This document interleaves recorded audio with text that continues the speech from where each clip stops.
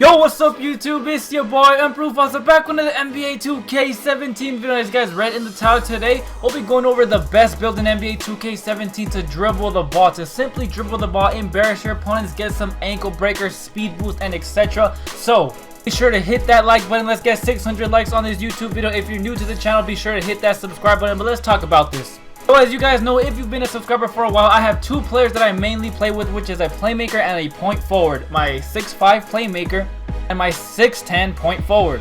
Now the first half of this video is nothing but my playmaking point guards highlights. Embarrassing people, ankle breakers, speed boosting, some nice dribble moves here and there, etc. But this is a big question. Which one of these players is a better dribbler? Because I know there might be a lot of people out there that want to make either a playmaker or a point forward but don't know which one to decide on. And that's exactly what I'm going to answer in today's video. So let's start off with the playmaker. Now right off the bat, I'm going to tell you straight up that the playmaker is a better shooter by far. Like I said, my playmaker is 6'5", which means he of course is going to have a better shooting than a 6'10 point forward. Just the advantages of being able to shoot the ball better is a good plus to the build. Another advantage of a playmaking point guard is of course the speed. That is the big thing. That's why people want to be point guards. If a point forward had the same speed of a point guard, it would be kind of useless to be a point guard. But nonetheless, that is a very big thing. This point guard is extremely fast. If you already know how to do dribble moves with the combos and all that stuff, know how to get by your opponent, know how to hit that speed boost at the right time, the playmaker is for you because that speed kills in NBA 2K17. Another bonus of the playmaker is that he does get frequently amount of ankle breakers. Now this goes with almost every single build because for some reason I actually get dropped by shot creators more than I do by playmakers, which is stupid. But because shot creators have that ankle breaker badge on Hall of Fame, they can drop anybody. But nonetheless, the playmaking point guard is very good at getting ankle breakers, of course, embarrassing your opponents. You can make any playmaking build and you can speed boost. Even if it's 5'7 to 6'7, you can still be able to speed boost without buying boost, which is a very big thing. That means you're going to save VC. You never have to buy boost for the park. Always going to be able to speed boost and you're always going to have a decent shot.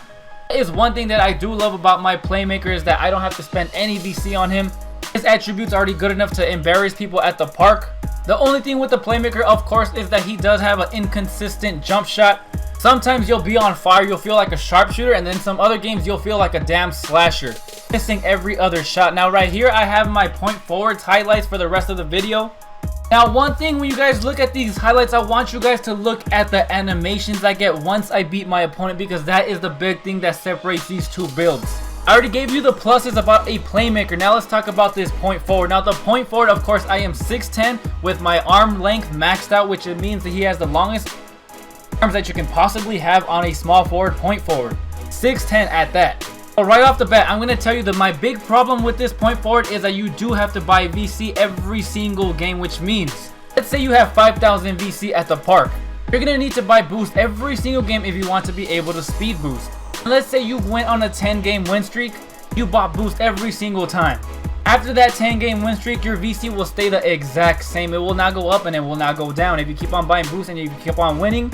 Because that winning VC you usually get goes to your boost, which means your VC in the long run is not going to go up, which is a big problem for this build. But that's a negative for this build. Now for the positive, which is a ton. Right off the bat, I'm going to tell you, this guy gets ankle breakers. This 6'10 small forward does get ankle breakers, a shit ton. Just like any other playmaker would, this 6'10 point forward does get those ankle breaker animations as well. One thing that I have noticed, which is weird, he actually gets more green releases than my small point guard, which I don't get. I mean, both of my small forward and my point guard both have hot spots in every single spot around the court. For some reason, my small forward gets green releases from 3-point range and from mid-range easy compared to my point guard. I don't know what it is.